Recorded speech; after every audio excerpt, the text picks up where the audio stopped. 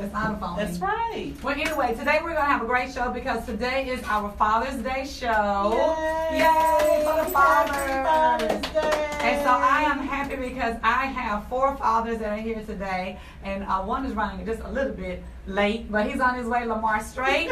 And then we have Howard Mills. Howard is like, I'm going to say he's my #1 fan. Aww. He has been listening to the Inspirational Diva show for so long. Okay. Were you directing that? You was directing that and So saying that. long. Okay.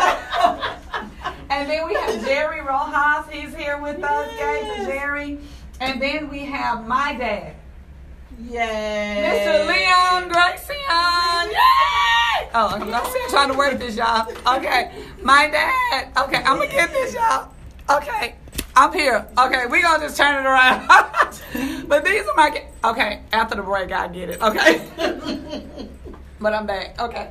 But anyway, we have a good show today. But right now, it is time for our morning rant. Woo! Yes. And y'all know, okay, first of all, let me say this. On last Saturday, I did not do a show because I was at the Pretty Blessed Girls Under Renovation workshop. And if I tell you, it was such an awesome experience. They had over 300 girls there. Oh, wow. And they were teaching them about image, how to present themselves, just being young ladies. It was so good. It was Girls Under Renovation. And I think I had the age group from like maybe 9 to, well, maybe 8 to 11 or something like that. And I was teaching them about image. And it was so fun. It was just so great to be a part of that. So I want to say thank you to the staff of Pretty Blessed Girls for even having me over, asking me to be a speaker there. But it was fun. And after dealing with all those little girls, I was ready to go home and be under renovation myself. I was so tired. But it was so good. So we need more programs like that. So, you know, if you have a program like that, whether it's for girls or for boys, because we want to have these programs for boys, people are always doing something for girls. And so I think they need to start doing something for boys as well. I know I did one once before, and I had some guys to come in, and they taught the boys how to put an outfit together. They taught them about how to present themselves to the public. They taught to them about speaking and just, you know, everything that our young boys need. You know, boys need it just like girls, but we always focus on the girls, but we need to start focusing on the boys as well. So thank you to the Pretty Blessed Girls organization, empowering, mentoring group for having me over. I appreciate that. But, so my morning rant is, I've been going through about this. I don't know if I'm the only person going through about IHOP, changing their name to IHOP. But IHOB. Now, IHOP. Stick to the pancakes. Okay. Now, these burgers. These burgers too. So. They don't have to advertise. They need to advertise their pancakes. Let Whataburger, we're going to talk about them in the bread. Yep. Whataburger, Burger King, McDonald's, all of them. Let them stick to the burgers. And Wendy's. Right, yeah. I got you. stick to the pancakes. Because when I go in there, I don't have a burger on my mind. I have a short stack with a piece of bacon. Right. And an orange juice. What y'all think about IHOP?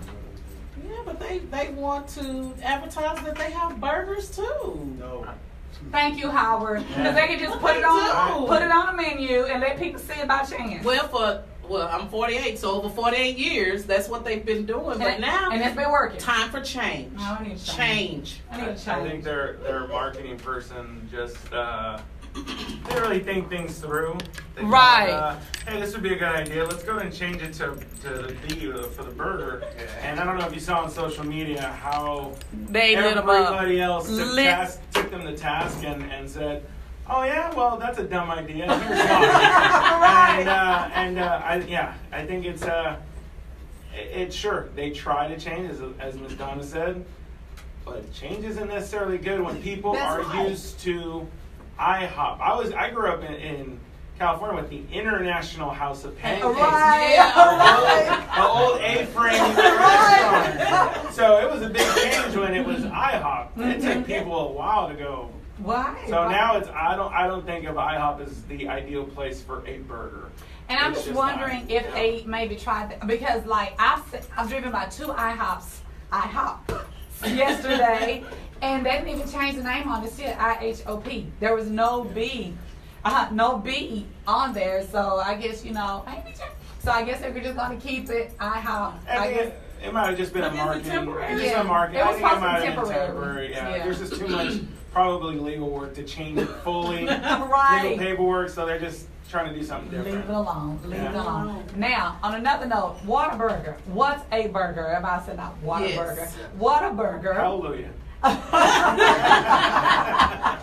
Whataburger has it's something going on with their white bread that they were using their burgers with, so now they're serving their burgers on wheat bread and tortilla shells, I think. So Oh, wow.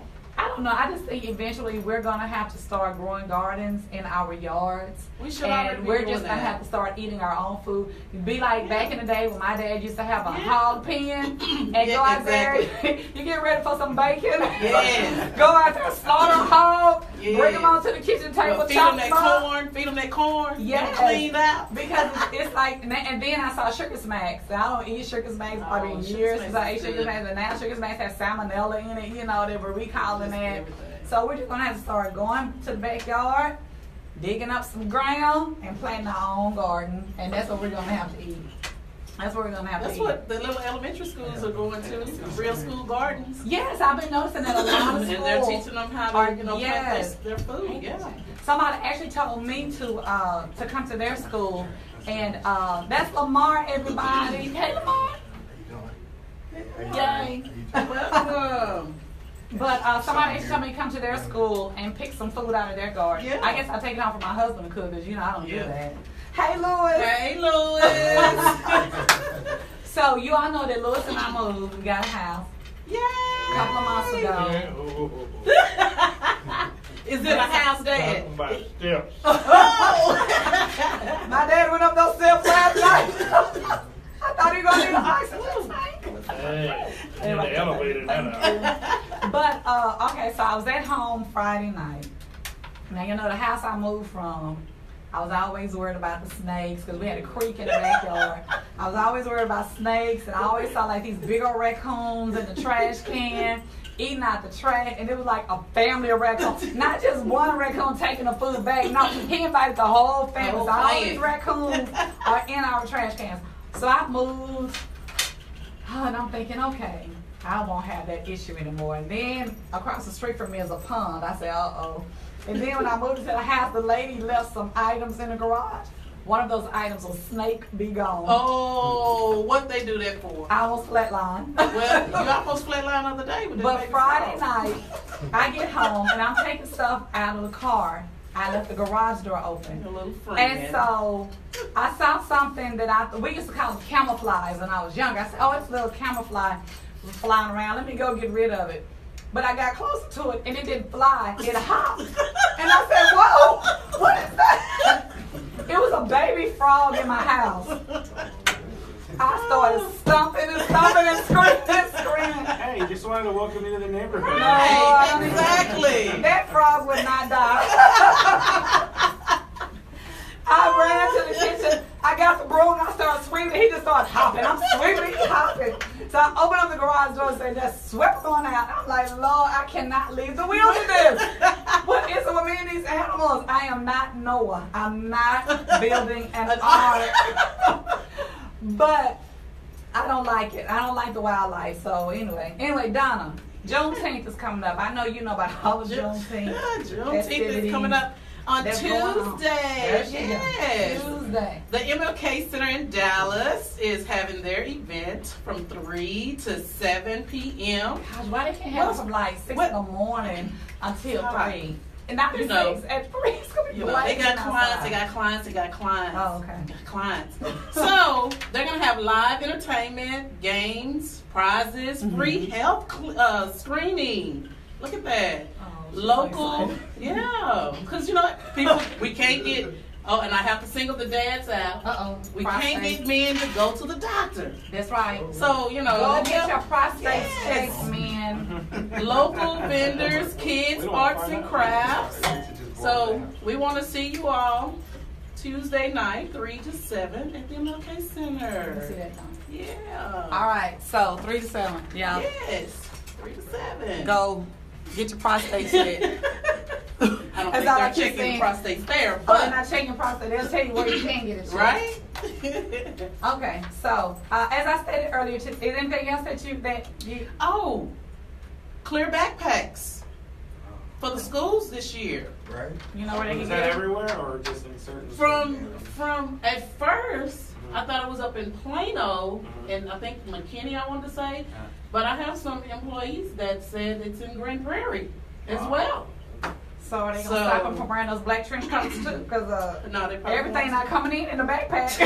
Something coming in under their coat. Right, but yeah, clear backpacks.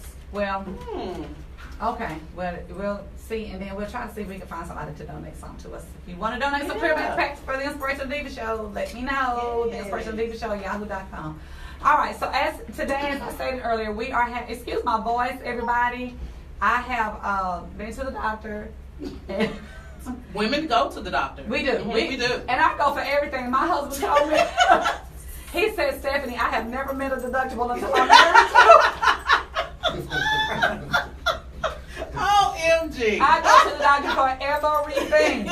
So yes, I went for my voice. And I have stress on my vocal cords from acid reflux and from allergies.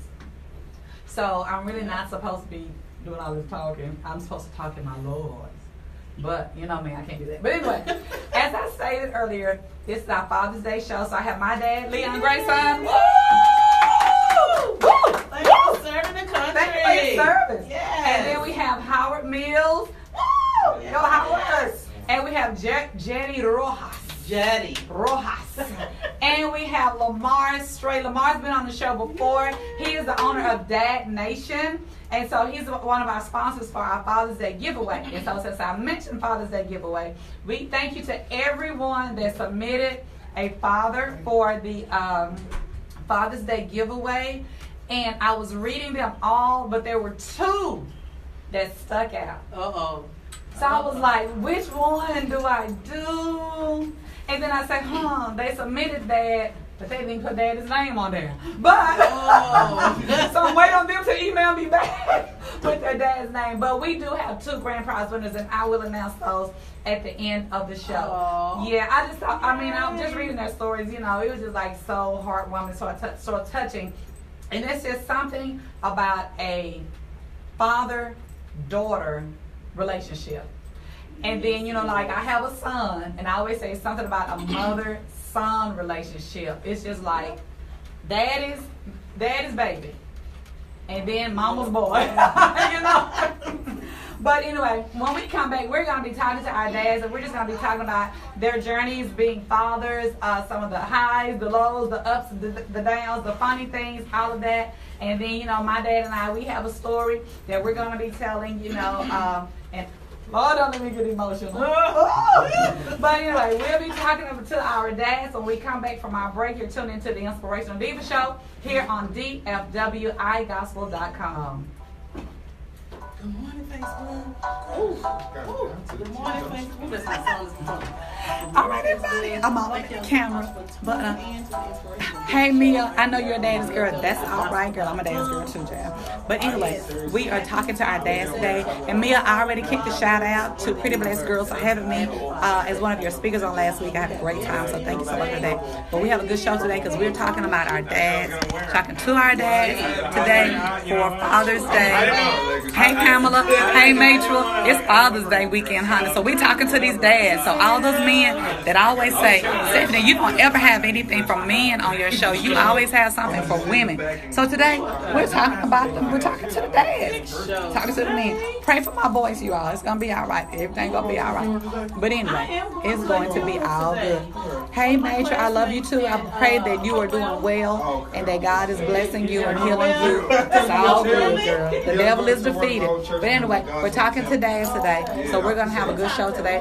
Right now, we're listening to who is Bridgewater? No Regrets, right here on DFWIGospel.com. And on that note, we want to say a prayer for Latanya Hutchins, the Hutchins family, I stayed in LA for celebrating, we're going to celebrate the life of Norman Hutchins today at 1 o'clock at Home Wellness Missionary Baptist Church on Dolphin Road in South Dallas.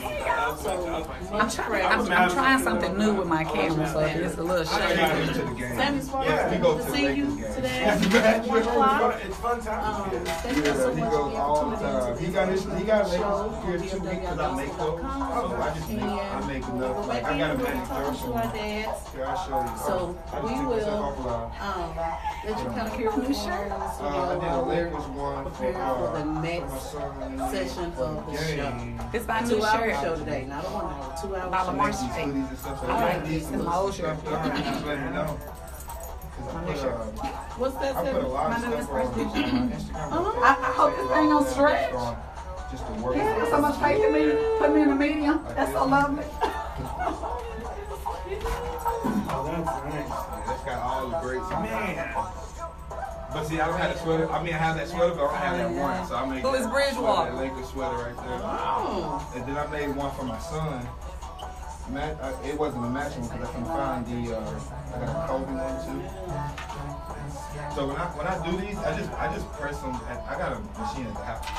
And he has his own brand too. So we just. I think I took all that Lakers stuff off here because I'm meeting all my.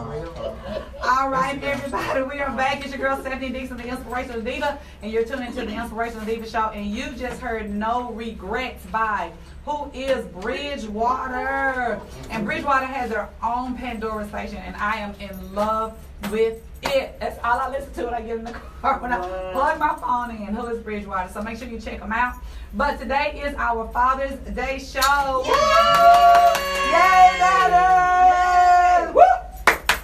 So one by one, we're gonna ask each one of our guests to just kind of speak into the mic and just kind of let the listeners know a little bit something about you. And we're gonna start with my dad, Mr. Leon Grayson. Woo! Hello, my name is Leslie Leon Grayson. All right, Leslie, come From through. Chattanooga, Tennessee. I'm a U.S. Army veteran, Vietnam 4 years, and I'm here in the Big D. Yay! And my daughter and I have a problem when it comes to football. She claims that she is the headquarters for the Dallas cheerleaders. Dallas Cowboys, Dallas Cowboys. Sure. Get it right, get it right. My bad. I'm still suffering from the flight. He's from Tennessee. But my team is the Atlanta Falcons, also known as the Dirty Birds. That's all right. Yeah, I know 2 years ago we had a big letdown. But I'm going to pass it on to somebody. All right, our next guest is Howard Mills. Howard. Hey. Praise the Lord. You know, I'm originally from New York City, Queens Village. Why? And I relocated to Dallas about 7 years ago. And I came for my children who want a better quality of life. Awesome. I'm glad to say that yesterday I was at TCU. Getting my son's orientation. He's going to be a freshman. Nice. My daughter's at St. John. She's going to be a senior next year. And I am going on the Empty Nester Trail. Wow. I think it's a joyous thing. People was like, you're going to be sad, and I don't understand what you're talking about. Yeah, just wait. You God will be. got me through, and I'm just thankful. Thank you. All right, Howard. Thanks for being here. right. And now we have Jerry Rojas. Yeah. Yeah, turn it around. Hello, I'm Jerry Rojas. Bring it in, yeah. Closer. How about Yeah, that? there you go. My name is Jerry Rojas. I'm originally from California, born and raised in Orange County, and but came out to Texas in 1992. Been here since, and I consider myself Texan now. Just me in a nutshell. I tell people I love Jesus, punk rock, pro wrestling, and Star Wars. So it's a smorgasbord of everything. Throw in some basketball and football. Cowboy fan. Woo! Mavs, Lakers, like we were just talking about earlier. And father to a 7-year-old, but now just got recently married a couple months ago. So now I have 2 stepdaughters now, so I'm in a house full of women, even the dog. Wow. So pray for me out there. And, prayer for wisdom. And, Right. How old are You they? need that. I have a 7, 11, and 16-year-old. Oh. The 16-year-old's a girl? 16, they're all girls. Oh, Yeah. Lord. I will be asking for further prayer after the show. So, Shotgun. yeah.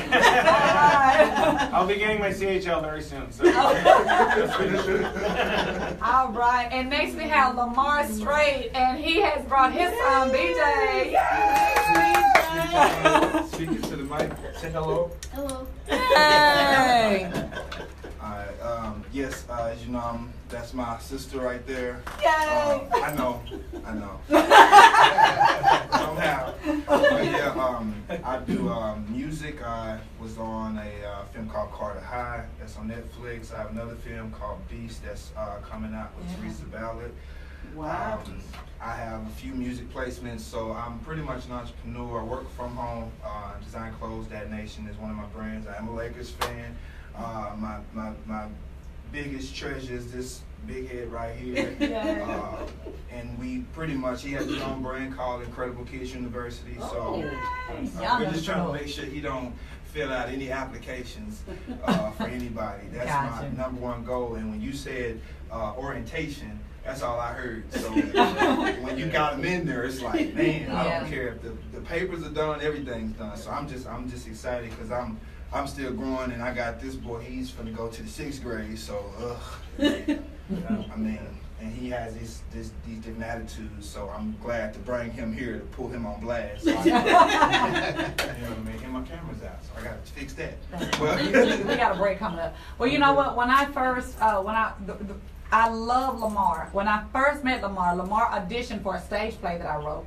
And he was always talking about his son. You know, I was talking about his son. He had his son with him. You know, everywhere he went, I was like, this young boy is on point, you know, with being a good dad. And I've always admired him for that. And so, I mean, if you look at his social media, it's about his son. And I love that. And I love what he's saying about making sure he doesn't, you know, have to fill out the application. If he does, it's only by choice, because he's teaching him to be an entrepreneur and to be self-employed. And I like that, and that's good. So, Jerry, tell me about some of the ups of being a father. You know, you have our daughters, so tell me about that. The good thing about being a father is, I mean, one thing that stands out, I like being able to do kid stuff and not be the weird guy.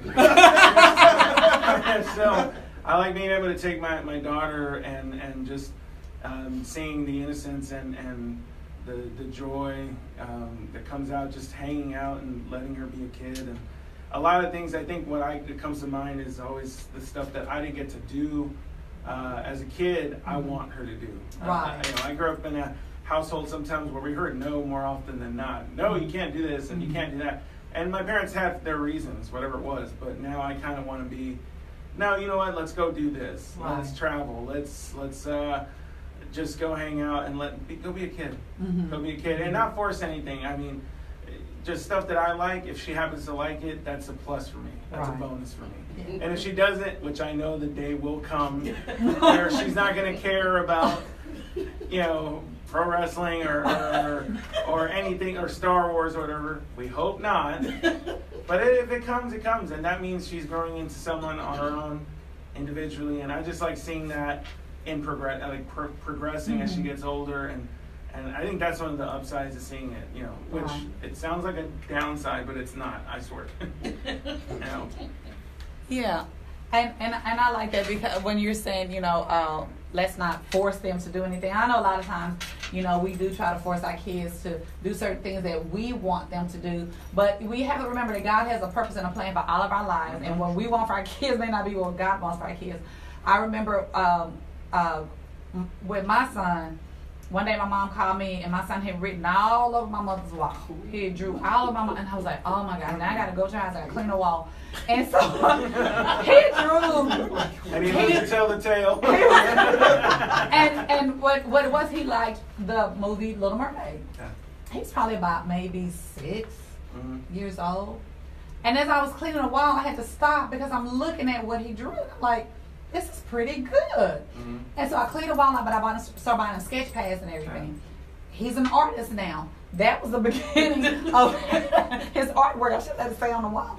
But, you know, with that, I had to put I had to be a part of things that I didn't really necessarily want to be a part of in the art world. I joined art organizations so that he could learn more about, what God had given him, his gift that God had given him.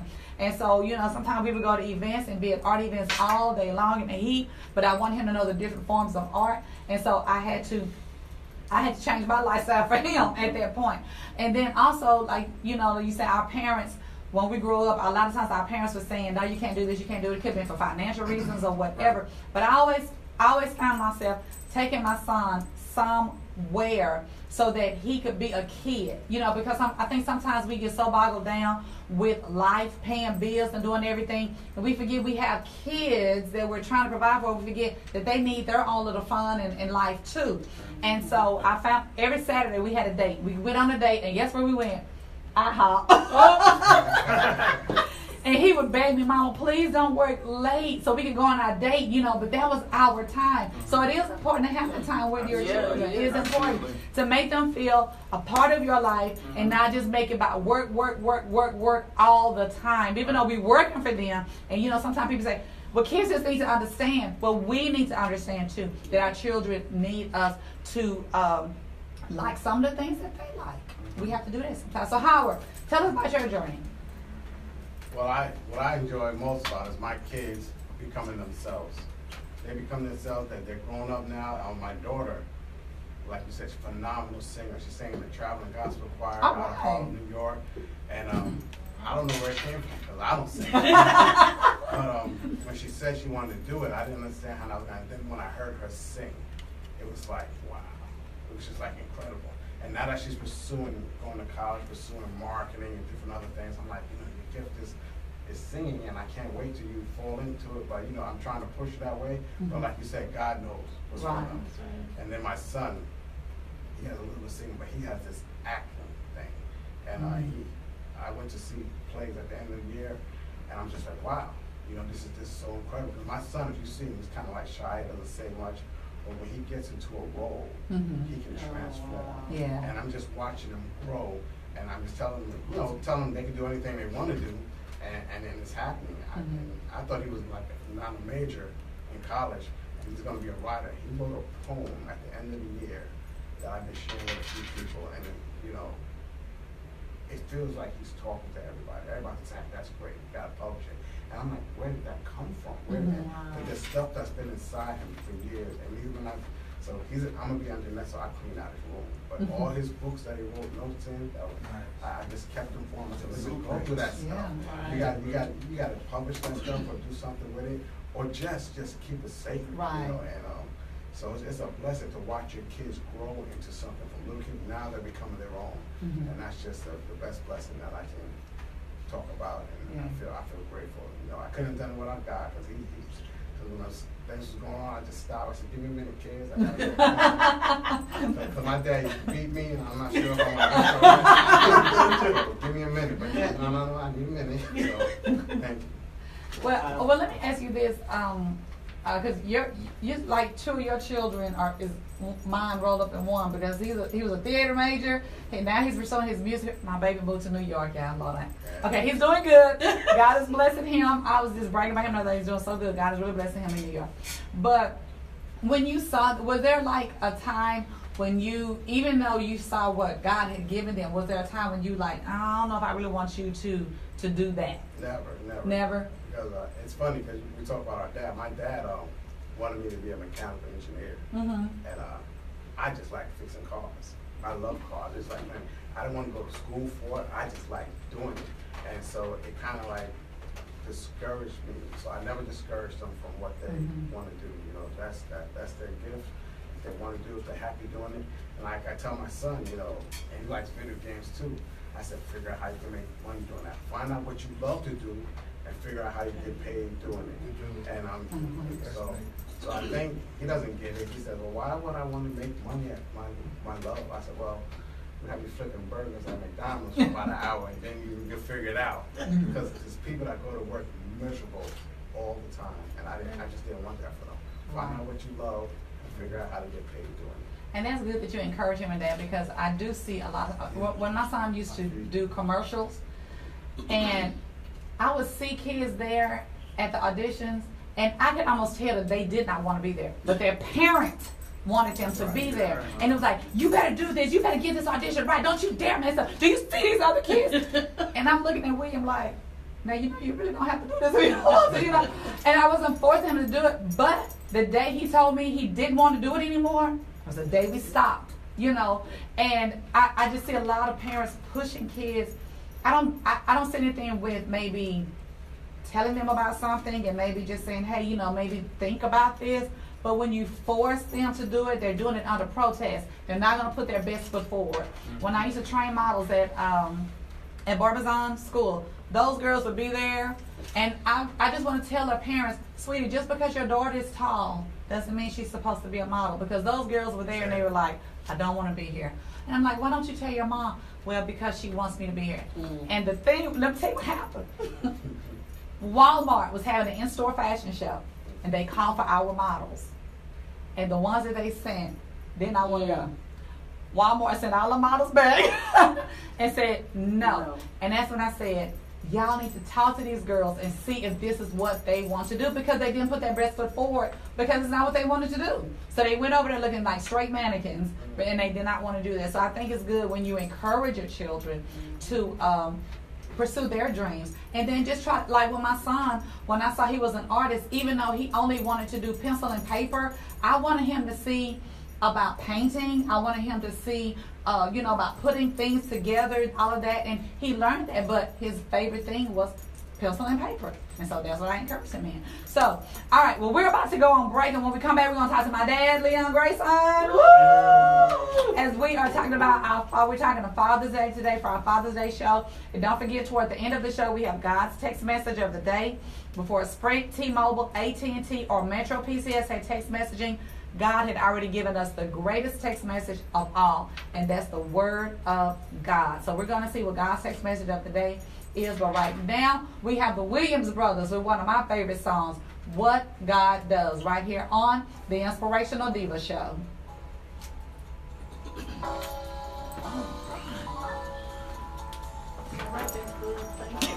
All right, everybody, thanks for tuning in. We are talking to our dads for Father's Day. So I got my dad here. We're going to be talking to him next. And we have Howard Mills, we have Jerry Rojas, and we have Lamar Strait. So we are talking to dads today. We're talking about their journey as fathers and things that they've experienced with their children. And so we are having a great show today. So make sure you stay tuned in, because toward the end of the show, we're going to find out who the winner is of the Inspirational Diva Show Father's Day giveaway. We want to say thank you to our sponsors, DFWIGospel.com, Dad Nation, Keela Souls, and Styling Diva Productions. So make sure you stay tuned in. All right? Hey, Dr. Ford. If you have any questions for any fathers that are in the house, please hit me up on right here on the messenger or whatever it is. And we will definitely answer your question. As you can see, everybody else is on Facebook Live. Again, thank y'all so much for tuning into the show. I hope to see you all Tuesday night, Tuesday evening at the Email Thanks Center in Dallas for Juneteenth Festival from 3 to 7 p.m. Wells Fargo will be in the house volunteering out in the hot sun with those kids. So that's what we're going to do is Scott, what's up, dude? So, how's it going, brother? Happy Father's Day to you, because you're a new dad. And I hope you're getting your sleep, and mom's getting her sleep as well. So that's awesome. Travis, I'm for work, man. You're a great dad as well, man. I see you pics with the kids, man. Do your thing. Be a punk rock dad. I love it, man. And thanks for checking it out. And go listen to DFWIGospel.com if you want to listen to the show. It'll be on until 10 p.m. 10 p.m. Or 10 a.m. to 12 p.m. Sorry about that. Papa, I see you out there. How you doing, Papa? That's my father-in-law. And Jeff, I see you, man. Jeff Harrison. Noe in San Antonio, brother. I see you out there. Happy Father's Day. My cousin, in New Mexico. I swear it's turning into a family affair now. In Mexico? In New Mexico. Bobby Garcia, I see you out there, brother. And happy Father's Day, everyone checking this out right now. All right. And again, we're all set, man. Appreciate you guys. Love you guys. And we'll talk to you all soon. Take Hutchins care. family, at 1 o'clock today, they will be one of my classmates will we laid to rest her husband, who was a graduate with us as well from Samuel High School. So at 1 o'clock we will be at Hopewell Missionary Baptist Church on Dolphin Road in South Dallas. So Hutchins family, we are praying for you in the homegoing of your husband. So much prayer, much power.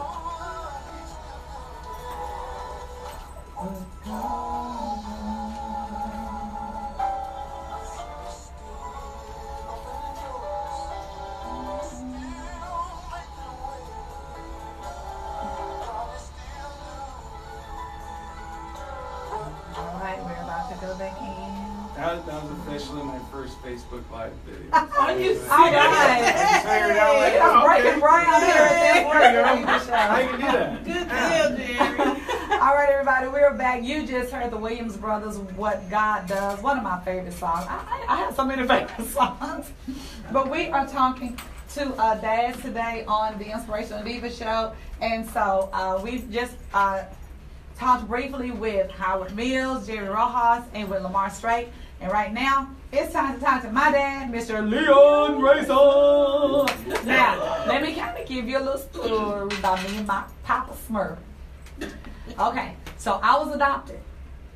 And I was adopted when I was 2 years old. And my dad was in Vietnam. And so I guess about in 2004, maybe around 2004. October 14th. Oh, okay. So October 14th. there was a situation where, let's just say somebody wanted to help me do something. And they asked a friend of mine, what would make Stephanie the happiest? And they told her probably to find her biological parents. Well, this particular person paid for my friend, or however he did it, for her to help me find my biological family. So I gave her all the information that I had, and she went to work. So hence, Leon Grayson, my biological father, that I found in October 14th. October 14th. And it was so funny because what happened was my sister called me. She called me at work, and she said, "Hi, Stephanie. I don't even think she said her name. She may have, I don't know. She said, can you give me a call?" And she left this long distance number. Well, at the time I was at work and I didn't have long distance on my phone. So at the shop. So I said, well, I'll call her this weekend. But a few days later she called back and she said, "Hi, Stephanie. My name is Janessa." She said, and I was told that you're looking for your biological family, and I think I may be your sister. So when she said that, I found a way to call her. And so I called her and I talked to her. And then the next day I talked to my other sister, Lovey. And then they told me, they said, now Dad wants to talk to you, but they don't know, he doesn't know how you feel. And I said, give him my number and tell him when he's ready to give me a call. And when he gave me that call, I got on makeup today, Stephanie. I can't do that. when he gave me that call, and we talked for so long, and he gets really emotional too. But the first time I met him, when we first met, and I just so happened to be going to Memphis, Tennessee, and he lives in Chattanooga, Tennessee. So when we first met, we were going out to eat, and he just held my hand the whole time. And he just cried, and it was just like such a God thing. And so that's my dad, Leon Grayson.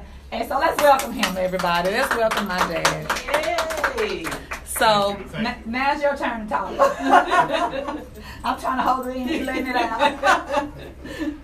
I just want to elaborate on a little bit what you had just talked about.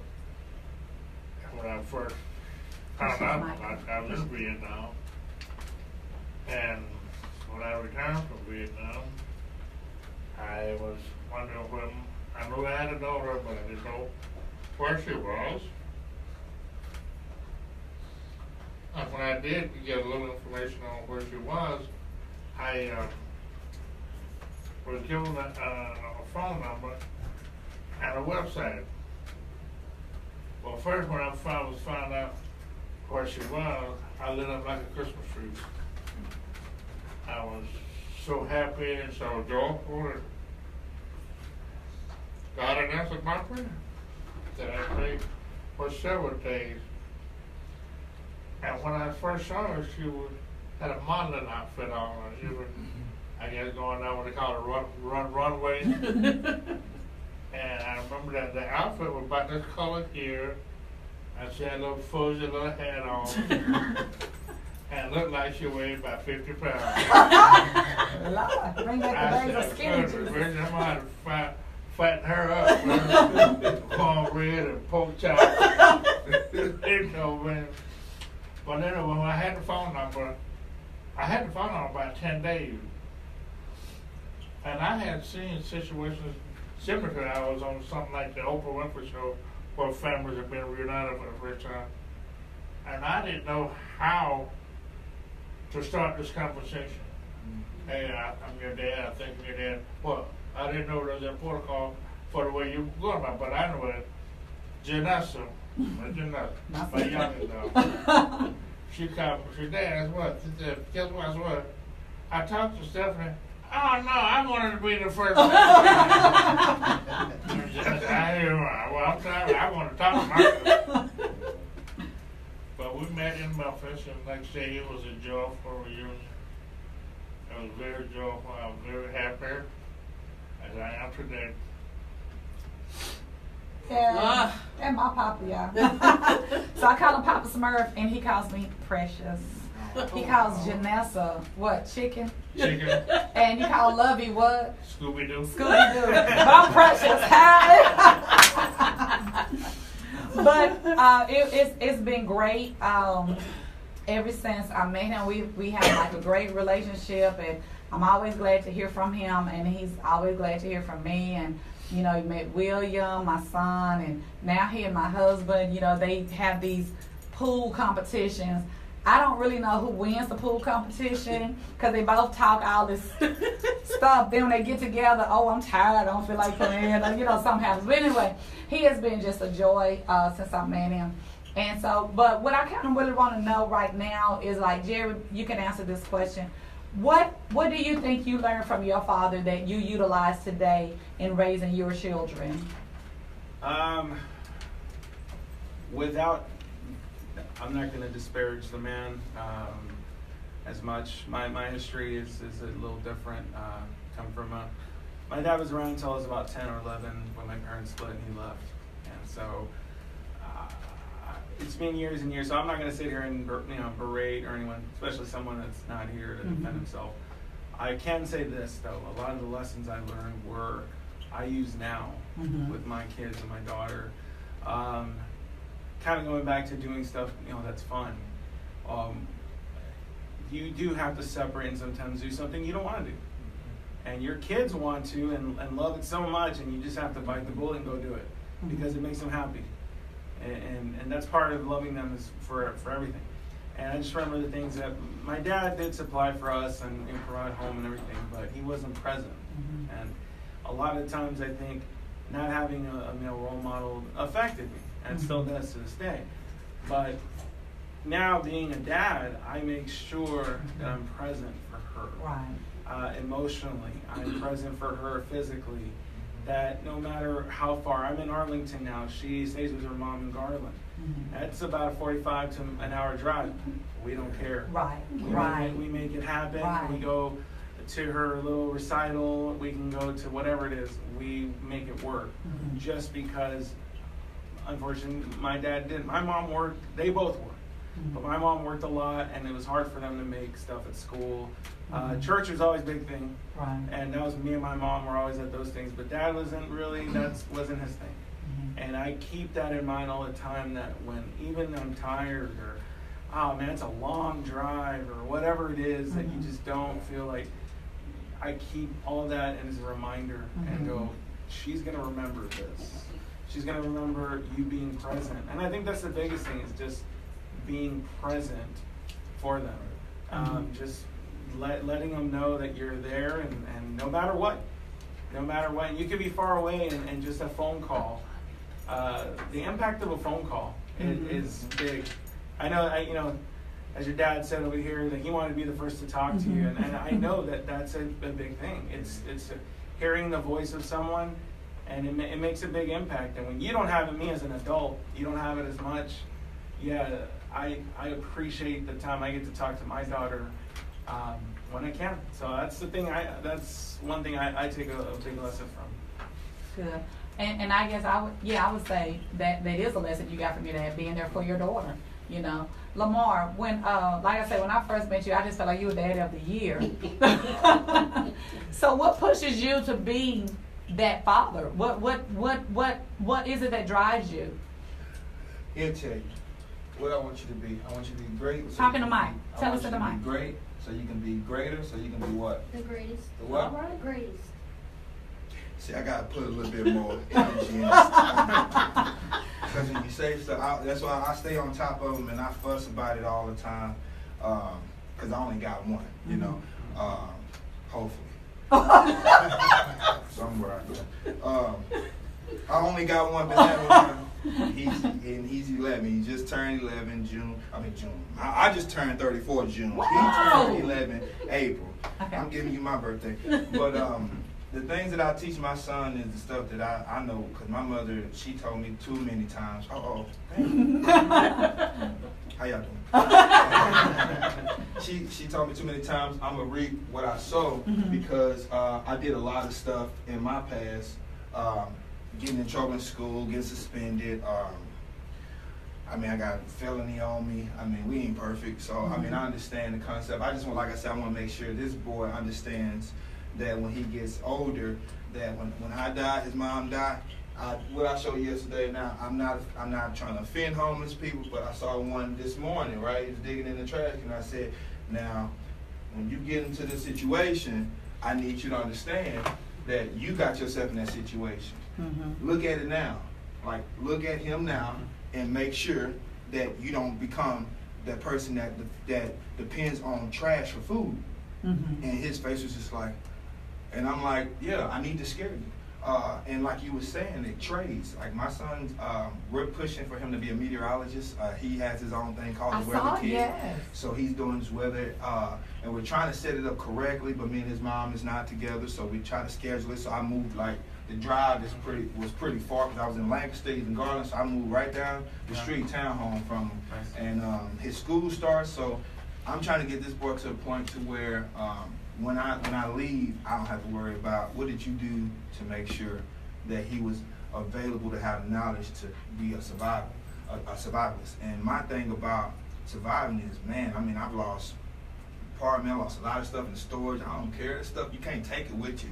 Right. So I'm not going to complain about losing it. I still got my son at the end of the day. And when he gets his orientation, I'm a boo-hoo so hard. I boo-hoo looking at his old picture. When I showed you this morning, I was doing your hair. I was looking. I was like, remember this picture? Remember this picture? Because every day it's like that's my kick. That's my energy. That's my, this is my seed. So I want to make sure that his trades, like he, get him a scholarship for meteorology. So while he's doing it now at 11, he can push it all the way. Middle school, they watching him. High school, they watch. Next thing you know, that scholarship's so easy. I ain't got to do nothing about it. You know what I mean? And that's just one thing. He has his clothes. He has his acting. I'm trying to make sure he becomes a very great product. So my whole thing about him is, if I can give him anything, it's knowledge. Because at the end of the day, you can work a 9 to 5 for 40 years and they don't give you nothing. They don't give you nothing. They'll fire you quick and give you that little 401k and say, and you like, I can't live, So I want to make sure that he makes 401ks every day, to a point where he making a lot of money. So, but my thing is that I love him, And when I love him and I whoop him, he knows the whoopings. He knows the stretches. He knows I gotta make him do push-ups so he won't fight the butt whooping. Slow his arms up a little bit so when he getting them push-ups, he can't push it on that. It's perfect. Right. But why do I do that though? Exactly. So I make sure if I whoop him, I have to go, and I don't want you to know, but I have to go. And I get a little tear, to be hurting. I be like, this is my kid. He's looking at. We just got finished chasing lizards. Now, Come on, chasing frogs. And one more thing, I gotta say this. So he's having a little difficulties in mathematics. I've been fussing at him about it, and he got to it with the games. Minecraft and the other games they be playing. Kids be turning games up. he having a hard time. I said, listen, he wants his hair to grow because he wants the new thing, locks and crap. I said, all right, well, you don't have any stuff in school. I'm gonna cut your hair and whoop you at the same time. So what did I do? I almost did it. I wanted to make sure he understood what I meant because I had him on the couch with the clippers and the belt. And I'm jiggling that part to make him get that. And then I said, I told you. And he just sitting there. And he just sitting there like naked. Like, I'm not naked, but he naked enough for me to say, I'm finna do this to you. But in my head, I wasn't at the time. So don't think I was just joking. I'm just telling them why I did it, okay? So that's my whole deal. I just want to make sure my son is available to this world to be able to minister and help these kids. He's at the church. He's doing things for the church. I just want to sow the seed so when I look back, he ain't calling me from jail, Because I didn't go do no time or nothing. Just 7 days in jail, that wasn't nothing. But the people I saw in that jail, and they're probably gone to Huntsville now, those are the brothers that didn't have the money or didn't have the knowledge, was too emotional to keep themselves in check. And I'm trying to make sure when you stand up for somebody, I let him get suspended. He gets suspended one time. The whole 12 that he's been in school, middle school and all that, I will let you get suspended for sticking up for yourself or helping someone else. But if you do this on the regular, I'm cutting the hair and I'm whooping you. And I'm doing more. I'm taking your sneakers, your games, throwing the games, I'm burning the PS4, all that stuff. Burning it. Because you can't take it with you. So, it's just money at the end of the day. But I just want to make him understand, like, when you grow, we all know. I'm pretty sure y'all got more stories than me. I'm the youngest one out of the four, not calling you old. I'm saying now. I believe he just did. He On called the cool. On the cool. Thanks, man. On the cool. I look at the hat and I see now. That's like saying, I don't want to get in your business, but. Well, one thing that you talk about that this is why I hear, as a hairstylist, so women come to the beauty shop and they talk about things that happen in their family. And one thing I hear women talk about, he can't whoop my child, and he can be the baby's dad. I don't want nobody putting their hand on my baby. Howard, how do you feel about being on one accord when it comes to disciplining a child? There's a lot of different things that combine that. You got to understand that every child is different. I have 2 children. My daughter Jibby, we hiring is you. like Okay, my daughter is just like me. We know we're gonna get a whooping. we trying to figure out whether it's worth doing what I'm gonna do anyway before I get the whooping. So whoopings do not work with her. I remember she's got a spanking and she had a spanking on her feet, and I had to tell her mom that's enough, and I took the door up to her and she says, "Hey Dad, my feet hurt." I'm like, yeah. but she'll just sit there. She won't give you the satisfaction. So whoopings don't work for her. But you find out what you like. You take her phone. You take technology. My daughter, even if I take her phone, she said, "Well, you better take Zach's phone too." So as soon as she's negotiating. Yeah. My dad was a real disciplinary. And I thank him for it because he made me a man, But my dad tried to whoop my daughter when she was little, and he would tell us, "Hold out your hand," and my daughter said, "Grandpa, what's wrong?" He said, "Sakia, come over right now. I can't hold my hands, Grandpa. My hands are dirty.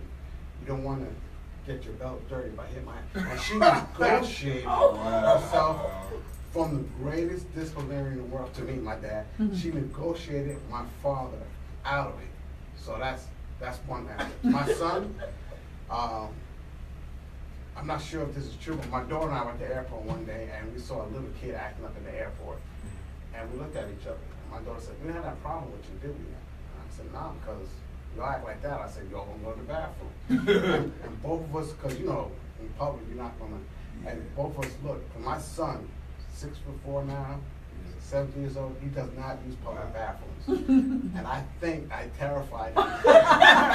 So all you have to do is say to him, you want to get a whooping, or if he sees it and he straightens up immediately. Wow. So in the early age, you discipline them and you let them know it's in love. But my kids, They didn't get it like my dad, and I didn't get it like my dad got. But my dad always told me some things, just like my grandfather would say, don't take any wooden nickel. And you say, why? They pray sawdust in your pocket. To me, that didn't make no sense. But it's true, you know, you don't want to take something from somebody that has no value. Right. So I tell when you get information, you listen to people. And then you take a sifter and sift through whatever stays on top, that's the good stuff. One thing my dad was telling me, I told my daughter this morning, she was running late for something. I said, hey, always be early. I made it on time. There's no such thing as late. There's no such thing as, because they don't care, it's early or on time. Late is when you have a problem. So if you get there early or on time, you know, that shuts them apart. People are gonna know what's going on with you in your life. And that's something like that told me for years and years and years. Can I say something? Sure. He made me think about something. My pastor, Pastor Marcus King, he told me something similar, and it's been sticking with me. He said, when you get out of bed, make your bed. And I was just like, when we was in brotherhood, I'm like, what does that mean? I'm like, I know I'm gonna brush my teeth. Right. So when you get out of the bed, you make your bed because it sets you up for the rest of the day. That's right. Wow. And I've been sticking with that for about like 3, maybe 2 years now.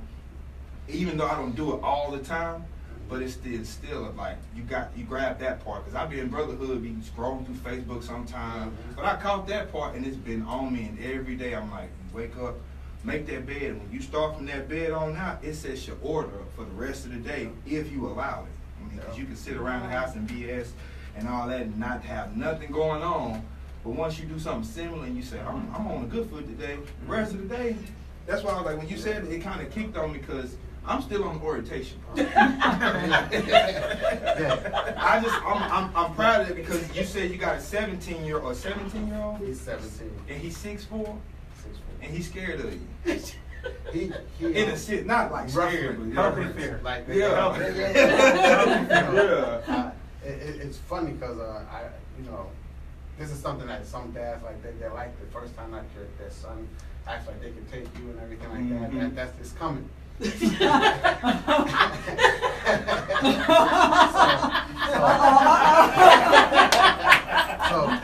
already tried me a couple times. Yeah. He's 6'4". He's and I didn't realize he was that tall until graduation, because I'm with him all the time. Yeah. And when they took pictures of him with my sister, I was like, wow, he's towering. Then my brother-in-law, I'm maybe an inch taller than him. He's towering him. I'm just like, wow. I thought he was maybe 6 feet, 6'1", but actually, I'm like, and if you walk up the other morning, his thighs are this big. But You created a beast. and they eat. Yes. Oh yeah. Oh, All right, guys, we have to go. We have to go to break right quick. But when we come back, we're going to talk to Leon, and we're going to just talk because he has all girls too. So so we're going to talk to him about how how it was for him raising girls. And I mean, do men at one point say, "Why got a girl, son?" But anyway, we're going to talk to him when we get back. But right now, we're going to hear music from Karen Hawthorne. Won't he do it? Oh yeah. He said he would. Thank your battles for you, make them wonder how you sleeping. Okay, no, I know the song. But we'll be right back after this song. Listen, let the song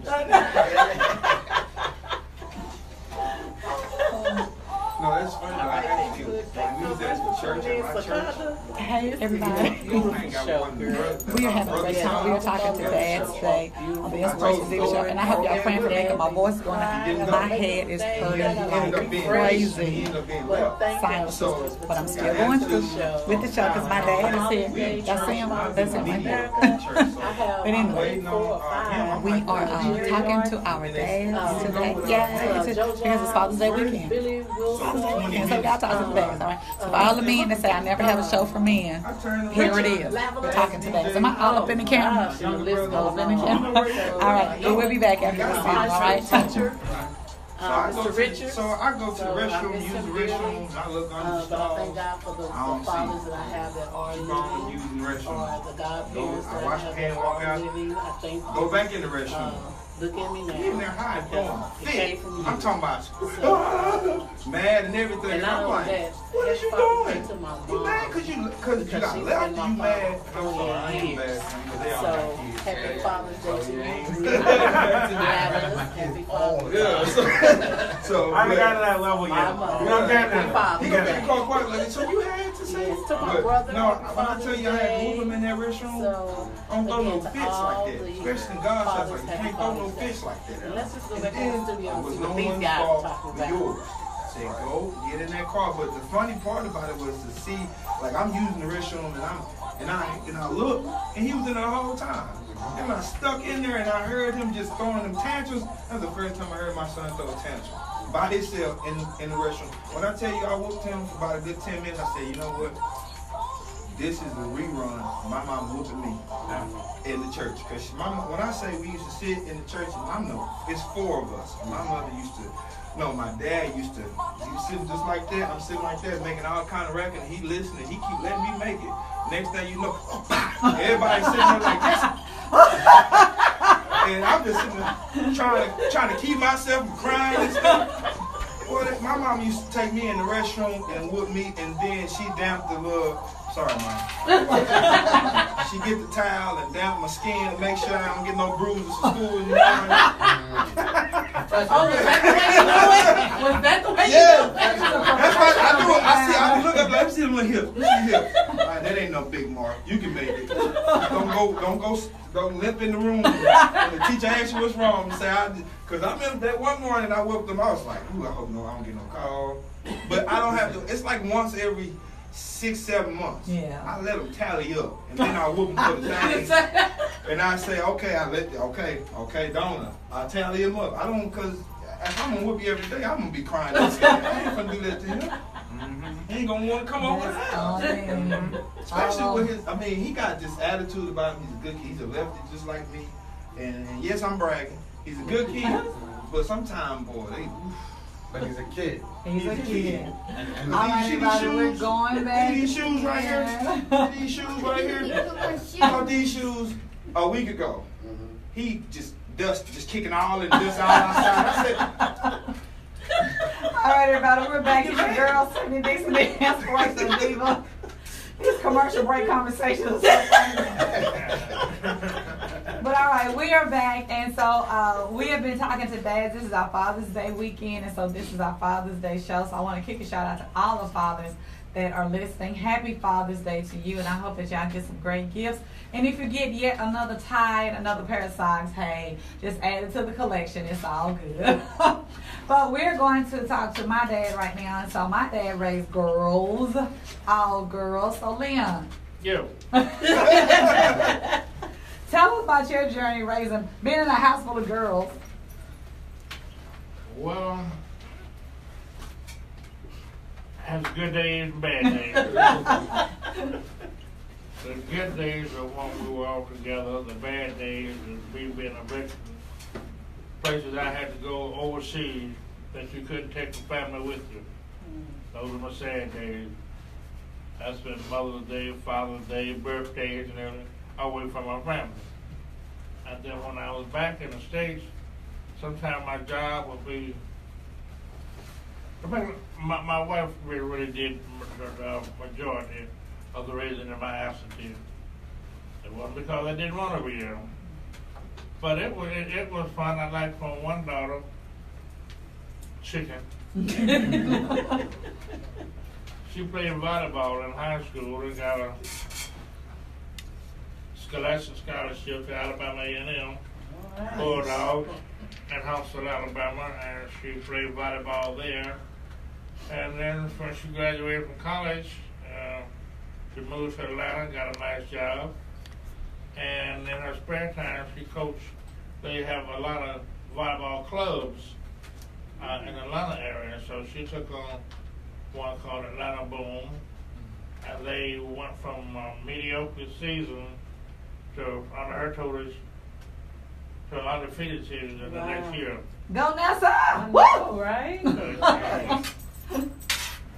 Well, the other two daughters, like Miss the Style and Diva, I wasn't around her that much, but once I first latched onto her, it's just like a hog and slop. No been a blessing. And like I said, I thank God every day for her. And all my daughters. But they're nice kids. I've never had any problem. No drinking, no drugs, no still not like that. They've all been all about the future, as far as education, job-wise, and so far it's worked out pretty good for all of them. Cause what does Lovey do? Lovey, Yeah. is she a biologist? What does she do? She's a microbiologist. Microbiologist. Okay. Yeah. And she has a daughter. Lovey has a daughter. And my sister Janessa has a daughter. So it's a bunch of girls. But well, yeah, that's good. So, and I understand, you know, I know you were away a lot, but I know that when, you know, just hearing the stories how when you were home, you know, you made up for that lost time with them. And I think that's very important, because a lot of times we work as parents, we work, and, you know, kids sometimes they have no choice but to be on devices and you know, telephones and iPods, and because parents are so tired. And one thing I see, go in there and watch TV, go in there and play on your thing, you know, and it's like, you know, that's really time that you could be spending with your child. And so I think it's very important that, you know, we do spend that time. Now, Jerry. Yes, ma'am. What are some things that you feel you would instill in your daughter who will be dating one day? Oh, don't say that. Okay. Don't say that she's Yeah, I going to already date one just day. said CHL. One day she will be dating. Right. Well, how old was she? Okay, how old does she have to be before you allow her to date? Well, that's an interesting question. You know what? I don't know. I think, I mean, just like any other age. Never. That's the answer. Never is answer one. That cannot be And, the answer. No. I don't. You know what? It's a good question. I think I'm gonna go by just a lot of, you know, just to see how mature she is at that point. And yeah, 12, 13. No, that's I think Right, still a little yeah. young. 15, 16, and just to see where the person's at. And, right. You know, I will always take the word from other dads and other, you know, if they impart words of wisdom, I'm always listening, because it's still a process. I'm still learning as we go. Right. So I don't want to give you a clear-cut answer. It'll be when she's 15 and she has this and this and this. But you know what? It's also, I guess, a maturity level. I mean, you got a 15. Right. You can have a 15-year-old that, you know, does well in school, works, involved in church, involved in their activities, and can maneuver all of it. Then you have 15-year-olds that there's no motivation, and they're just kind of like, well, whatever. Yeah. And so you kind of, I think you have to gauge it by everyone. You know, he had said, you know, every kid's different. Every kid's different. So I think that's going to be we'll see how it goes. I'm hoping, I mean, just co-parenting and you know, grandparents' advice, and everybody just kind of putting their take on it. And that's it. I don't want to think about it now. But I do want to, I mean, I know it's inevitable. I know it's going to happen. And I think I'm going to have to approach it as that if we're doing things the best way we can in the right way, you're preparing them to just be, I mean, I may be the dad, but preparing her to be a strong young woman, strong young lady who's, you know, and to know her focus self-worth. and exactly. To know her To know who self-worth. she is, Right. And start learning and developing her identity as far as who she is in life and who she is from a cultural standpoint. Learning her roots and learning what she's about. Knowing she's born in Dallas, Texas, so let her know what she's about, Texas. You know, that sort of thing. And I think that as time progresses, you start to kind of mold it a little bit, you know. But yeah, that's my approach. At least on it. Let me ask. I want all of you all to answer this, because there's a lot of single mothers out there. They're raising their children by themselves without father for whatever reason. Now, I've had this said to me for years, and I used to embrace it. But for some reason here lately, I'm like, I don't think that should apply to me. When people tell women Happy Father's Day. Terrible. What do you think about that? Terrible. Come on, Lamar, let's talk about that. Okay, go ahead, Jerry. Go ahead. So, from the time I was 13, about 11-ish, 11. Let's say about 11. it was just me and my mom. I'm an only child, no brothers and sisters at that point. And I was raised, in my eyes, by a single mom. Mm-hmm. My mom did her best. And she tried to play the role of mother and father, mm-hmm. which at times was very, very difficult. And mm-hmm. she tried her best to impart the discipline, which I think sometimes you need to have the dad to do it, right? But she did her best, and she, by the way, she was 5'3", and I was scared of her. Good. You know, and that helped. We're talking about that healthy fear, right? Yeah. And so, I saw that and went, yeah, she was my, in some aspects, my dad. Now there was there things missing that she could have done, or that I could have, that I wish my dad was around? Yeah, absolutely. I mean, it's the importance of it. But I'm sorry to answer the question. Saying Father's Day, Happy Father's Day to a single mom, I think is dependent on whether they wish to accept that. Mm-hmm. If they accept it and recognize that someone's acknowledging them not only on Mother's Day but on Father's Day because they're a single mom to their kid or kids, I don't see anything wrong with it as far as because they're accepting it. Now, of course, you don't want to offend someone. They're like, no, that's for their dad. I've got my day on Mother's Day. Hey, that's the same thing. You respect that as well. But if you're a single mom, shout out to all the single moms out there because I got raised one. But then shout out to all the single dads out there too. Right. I'm not gonna. One's better than the other. Right. Single parent raising their kids is absolutely a challenge and it's a task. And I think obviously co-parenting is vital. And everyone's situation is different. Because would a man that's raising their children want somebody to say Happy Mother's Day to them? I don't think so.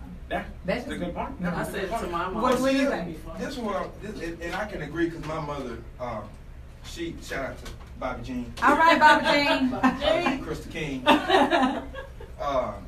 She's short too, and I'm still scared of her. Like she had me upset on Mother's Day because I wanted them to come to my new place, and they didn't want to come because it was too far. So I had gotten my feelings and walked off. She said, come back over here. We on church ground. True story. She said, come back over here. I said, Mom, I just don't talk. Why you got attitude? Mom, I'm still not going to disrespect my mom and tell her how I feel. Mom, I just want y'all to come to my house. Right.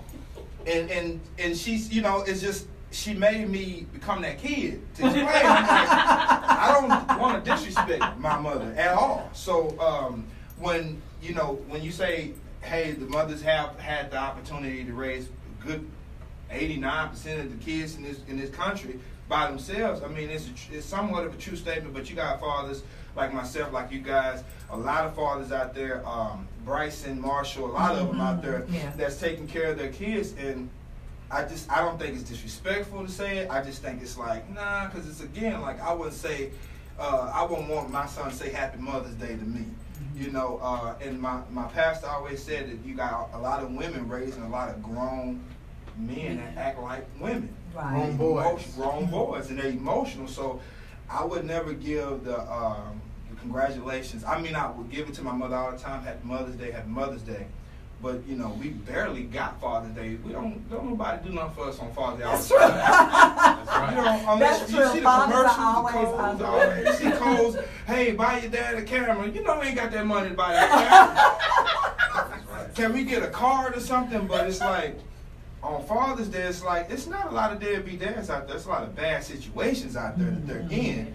Because if you got a lot of men who really want to take care of their kids, and you got a woman involved with the biggest bully in the world is Attorney General, then you can't control certain things. You can only go with the flow. Because I just saw Music Moguls with, shout out to Dame Dash, she was putting me through this whole metaphor of he's making all his money and still can't have the best relationship with his kids, which is holding him down. So it's like, we go through a lot just like women go through a lot, but y'all go through way more because y'all put the baby, I heard him pop out the womb, and it was the nastiest thing I heard. I heard that and I smelled the blood and urine and all that. I'm just like, hey, my hand. Yeah. So it was something that, but I don't ever feel like, I hate, let me change my word. I disagree when I feel that a woman should get praise for a man's day, because it's not for her, it's for. But with that being said, then that means men that are not there for the children need to step up. Call them out. They need to step up. You know, call them out for what they are, but for the men that actually are, it's like, it's like, I don't know, it's a feeling. It's like if you really about being in your kid's life, and someone says Happy Father's Day to a woman, it's like, she doing good. She raised him, and he have a full-time scholarship and have a great career, and still, where was the dad at? If he wasn't there, he wasn't there. He gonna eventually know. He knows now, but a lot of kids gonna eventually know who's really there for them. So I just feel like that given that, because it's been a topic for years. Yeah. Should my mother get Happy Father's Day gifts? No, she should just get a gift. What you think, Leon? Well, I'm sitting there thinking, as I grew up, my mother raised 4 children by herself. My father was not in my life. And the time that he was in my life, I hated him. The reason I hated him was the way he treated us, from my mother to my siblings. He was an alcoholic. He verbally, physically abused us for no reason at all. So my mother was, every day to me was Mother's Day because I had her in my life.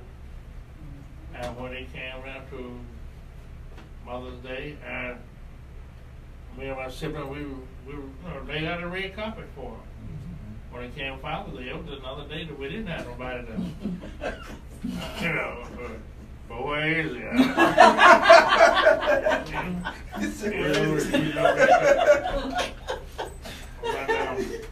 My father was in a wheelchair from his waist down. He was paralyzed. He was wheelchair. He was a veteran.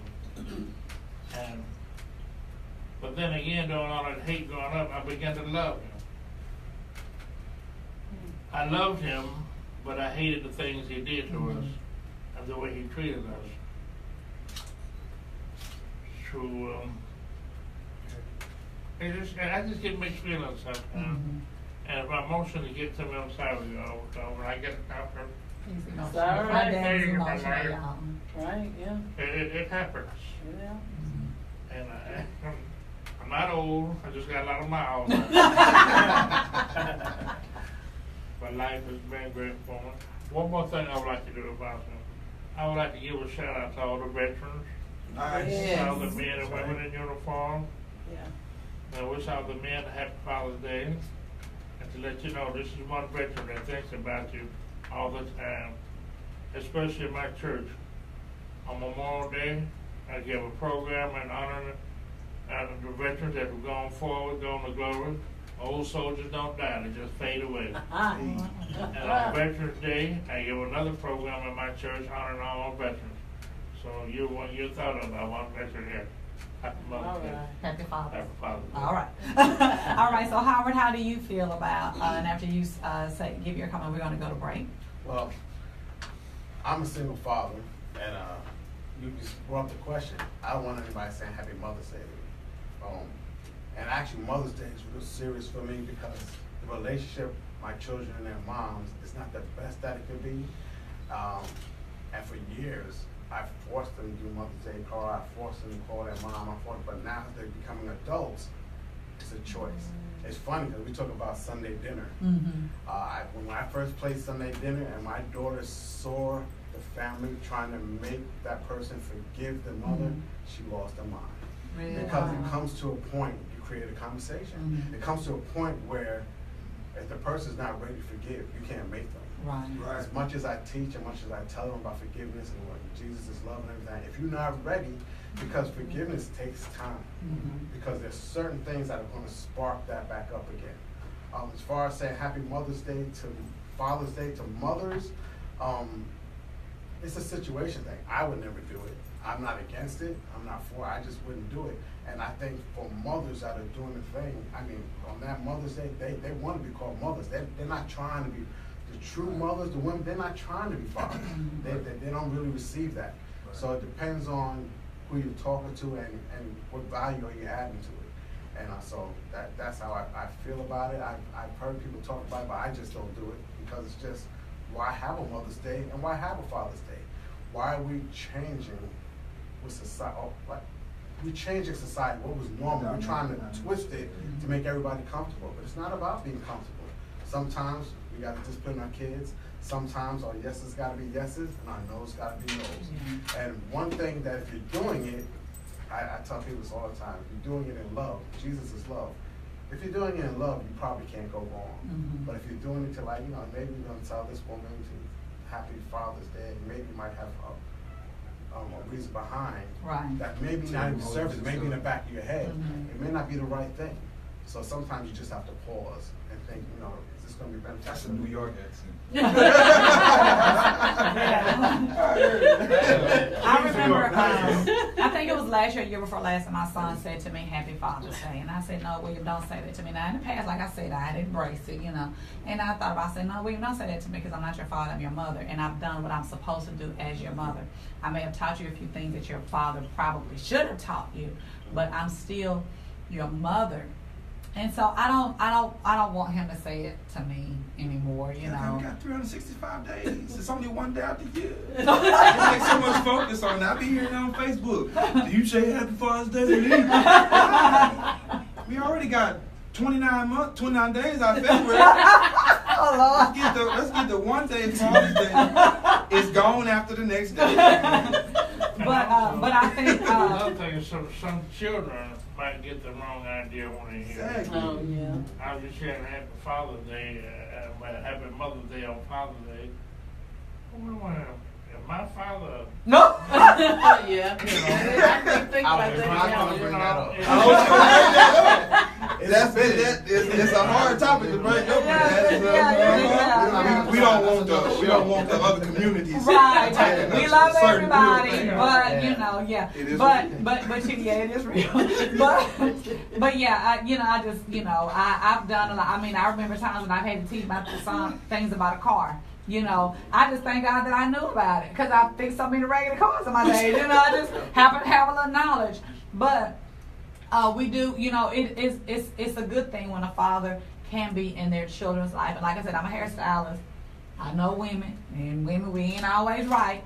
And there are a lot of fathers that want to be in their children's lives, and they are not allowed to be in them because the daddy don't want the mama. So it's like, well, you're not going to say your kids. Well, that's not right because our children, we always talk about boys, but girls need their fathers too.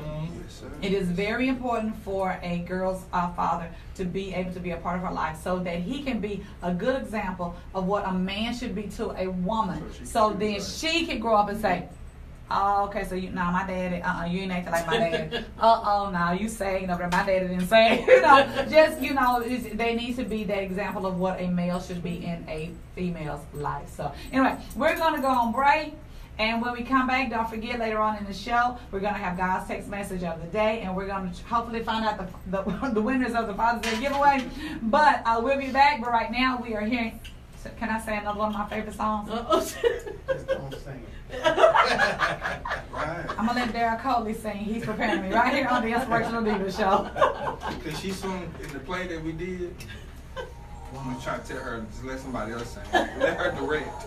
I'm just playing, Stephanie. She can sing. She can shower sing. Oh. I'm just playing.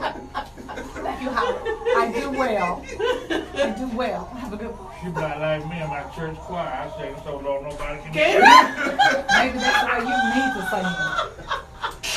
I have a voice that should be heard. Donna, you heard me sing. What? Stephanie, you couldn't put the song on there? The one I sent you? The Dad Nation song? No, he has to do it, and it has to be in. It has to be in beforehand in the system. Oh, you didn't give it to me yesterday. I wasn't thinking about it. This is a Dad Nation song. It's my actual brand. And that's one of them, that's your shirt there. Girl, and then there's a shirt over there for you to wear. I thought you wearing somebody else's shirt, so I just did that for you. I'm gonna wear. I hope I can squeeze into that medium next weekend. You said you want the medium. Did I say that? The text says. Did I lose my large, Mom? Hey, I got a friend of mine. Let me share this with y'all. A friend of mine just posted this on one of my live Okay. videos. She said, I was raised by a single dad, and my mom was never in the picture. My dad tried his best to be to fill the role of mom, but he recognized I needed and longed for my mom. He comforted me and dried my tears, and he let me feel what I needed to feel and let me come to forgiveness on my time. Wow. You dads are fabulous. Keep loving those babies, and they will never forget the sacrifices you've made for them. I have a special place in my heart for a single dad, for my single dad. That's That's G. G. That's real good. Listen, she's from Listen. She's from the video, from the Facebook Live. That's good. Wow. That's good. I had a few people commenting and just Yeah. seeing the importance. Yeah. It's important. It's important. It's important to have both parents if at all possible. Like my daughter date, Uh-huh. but I don't approve it. I don't think you ever will. I will. I'm like, I can say Bill Cosby, old yellow. Anybody want water or anything? I do, if you have a water. I just make sure that she doesn't You gonna get it done? let anybody get it. Yeah. So, but my dad should open doors for her, treat her like, and if anybody treats her, now because her dad treats her, he ain't feel like that. Right. So I say that all the time. Even a man that's a boyfriend now, I tell him, I say, like, hey, you know how I feel. You know, that's my daughter. You gotta treat her right. Yeah. They get a small clip. And when they're young, I don't know how my hair looks. It was are they dating for purpose? Why are you asking now? You've been recording the whole time. Cause they used to my hair What are you doing with that? What's in your head? All you have to say What is your about the head Dad about Nation romance? show. Hold What on. have you And seen? 5, 4, 3, 2, 1. So usually, Dad Nation. even at 20, No, I'm sorry, about the Dad Father's Day, about your radio show. Oh, okay. Hey, Stephanie Dixon, the Inspirational Diva, the Inspirational Diva show on DFWIGospel.com radio. And today we are having our Father's Day show. And so we just have some dads here that are talking about their journeys as being a father to their children, and just talking about things that they may have learned from their father that will help them through this journey, or things that they learned that they do not want to make the mistake and do themselves. So that's what our show is about today, and we're doing a Father's Day giveaway. We thank God for Dad Nation being one of our sponsors for our Father's Day giveaway. So that's it, the Inspirational Diva show on DFWIGospel.com. And sometimes it's there. We used to hate getting that car every month. You gonna leave me high? Mom was with them timetables, having everything. So we hated that every day, but now we appreciate it. that's right. They learned them timetables. I was listening to Multiplication Rock the other night. All right, everybody, we're about to go back in. 3, 6, 9. All right, everybody, we're back. It's your girl Stephanie Dixon, the Inspirational Diva. You're tuning into the Inspirational Diva show on DFWIGospel.com, and you just heard Derek Coley with He's Preparing Me. And so we've been talking to dads here. We have Jerry Rojas, we have Howard Mills, we have my dad, Leon Grayson, and we have Lamar Strait. Now, earlier, Howard was talking about Sunday Dinner Forgiveness. So for those of you that don't know what Sunday Dinner Forgiveness is, Sunday Dinner Forgiveness is a short film that I wrote, and it is it's talking about a mother who wanted to give forgiveness from her daughter for some things that she allowed to happen in the past. And there's a twist in the film. Might have to buy it to get to see what the twist is. but anyway, Sunday Dinner Forgiveness was written, directed, and produced by myself, and it did win first place in the Irving Black Arts Film Festival. So I'm very excited about that. So Howard, And what is the movie? supporters? I am in the process now of writing the full feature film. Thank you. I always do. You know, you're a permanent part of Sound Media Productions. What are you talking about? You know, he can stay in his place, because God got a place for me. He can stay where he is. Tyler, stay where you are. But yes, shout out Tyler Perry. Now, if you need a sister now, just direct right here I am. But yes, I am so excited about that. And why have I been saying all that? I didn't turn the mic back on. But anyway, we are back. OMG.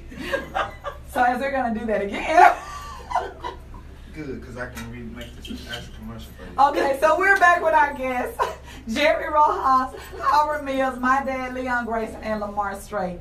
Earlier, Howard Mills was talking about Sunday Dinner Forgiveness. And so Sunday Dinner Forgiveness is a film that I wrote, and it is about a mother that wants to give forgiveness from her daughter for something that happened in the past, and the daughter's having a hard time forgiving her mom and G-Mama. the big mom. You know, big mom. I always bring. We gonna get this together. And so, but she comes in to help with forgiveness. But Sunday Dinner Forgiveness is a film that was written, directed, and produced by myself, Stephanie Dixon, Styling Diva Productions, and it won first place in the Irving Black Arts Film Festival. So I'm excited about that. And the full feature film, I'm in the process of writing the full feature film. But I also have another short film called Get Out. Get Out won second place in the film festival. Now, Get Out is about domestic violence, but in this case, it was the husband that was being abused. But you didn't know it was the husband to the very end, because I had to write it to where they didn't say he, her, she, him. We had to just say names.